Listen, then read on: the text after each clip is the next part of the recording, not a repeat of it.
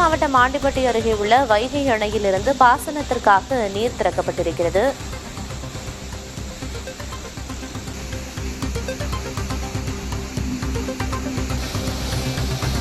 விவரங்களை வழங்குவதற்காக செய்தியாளர் மலைச்சாமி இணைப்பில் இருக்கிறார். மலைச்சாமி, எவ்வளவு நீர் திறக்கப்பட்டிருக்கிறது, என்ன விவரம்?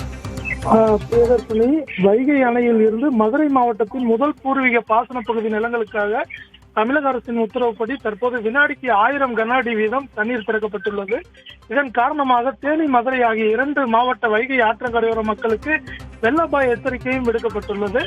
தேனி மாவட்டம் ஆண்டிப்பட்டி அருகே அமைந்துள்ள வைகை அணையில் இருந்து மதுரை மாவட்டத்தின் முதல் பூர்வீக பாசன பகுதி நிலங்களுக்கு தண்ணீர் திறக்க தமிழக அரசு உத்தரவிட்டதை அடுத்து பொதுப்பணித்துறையின் மூலம் வினாடிக்கு 1000 கன அடி வீதம் தற்போது தண்ணீர் திறக்கப்பட்டுள்ளது. அணையில் உள்ள சிறிய மதகுகள் வழியாக ஆற்றில் இந்த தண்ணீர் திறக்கப்பட்டுள்ள இந்த தண்ணீரின் மூலம் மதுரை மாவட்டத்தில் மொத்தமாக 49,500 ஏக்கர் விவசாய நிலங்கள் பாசன வசதி பெற உள்ளது.